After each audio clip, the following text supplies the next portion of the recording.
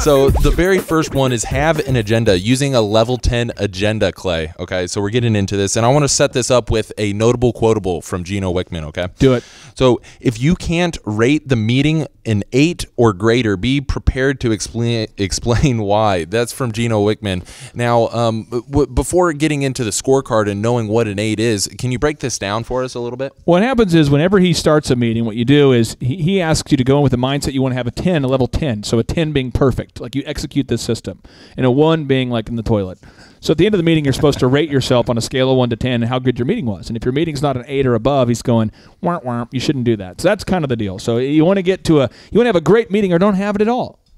Okay, so Gino, he developed this entrepreneurial operating system. That's kind of like the core part of the book there in Traction, okay? Yeah. And so that's really the practical method that we're getting into here with all these super moves. And so super move number 1 is have an agenda. Now, Clay, can you walk us through the specific steps of the importance of an agenda and why agendas are important? And can we get into that here? Okay, 1 is you have to start that meeting on time. You have to start the meeting on time. Okay, so you have to have an agenda, but you have to start on time. It's ridiculous. You have to start on time. The way you do something is the way you do everything. And so you want to make the best effort possible to always start on time.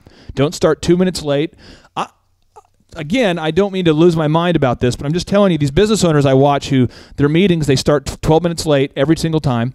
That's tough, and it's hard because it's just, like I have one client right now that I could think of, and I'm not going to describe anything about them because I don't want them to guess who they are right now. So it's going to say, I'm going to change their gender and their geographical location and everything. But for whatever reason, when the meeting's over, they want to hang out.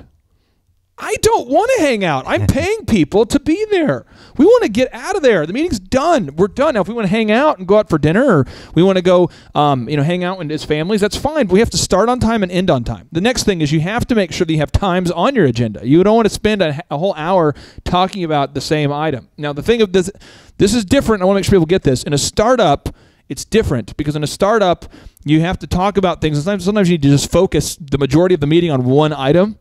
But I'm talking about once your company's into some sort of rhythm, you have to have times on things because you have to discuss the same things every week. Okay. The next thing is you have to have it written out. It can't be like a mysterious agenda that only you know. That's mind-boggling. Right. I remember I went to a speaking event a few months ago when I was speaking, and the guy before me was awesome.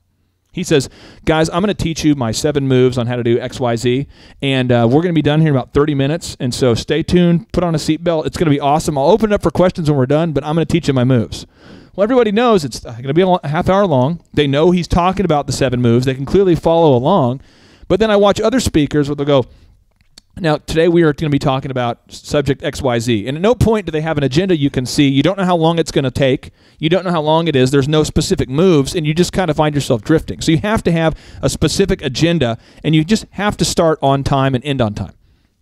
Okay, so an agenda, start on time, must have times on it, walking through the agenda. This is when we're doing X, Y, and Z. Yep. And then specifically, if you don't indicate for all the employees there, have it written out, what is the implications of not like having it written down? If it's all just, hey, I'm smart enough to have it up in my head, what are the implications of somebody trying to do that? It's just really, really hard to pay attention when the person doesn't have a point. I mean, I remember going to, and you used to be an associate pastor. Is that the correct title? Yeah, pastoral department, the head of the pastoral care department. And you were a chaplain at one point too. Absolutely, at a university. Yeah. So when you were when you'd speak at the church, you were speaking at Oral Roberts University. Correct. Did you ever get a chance to speak and lead the entire chapel? Absolutely. Okay, and how long was the chapel? The whole length of the chapel was an hour. Okay, it was an hour, and then the kids had classes, the college students had classes afterwards and before, right? Oh, absolutely. So what time would the chapel end usually? 12:05, around there. 12:05. So this is the thing, like people have stuff to go to after and before. So when they knew there was a defined time. Well, right. In small business owners, it's kind of like running your own little dictatorship. So many people are like, I just want to be in total control. I want to start my own business because I want to be in control of everything. And you're going, couldn't you just go to work with somebody else? No, because I want control.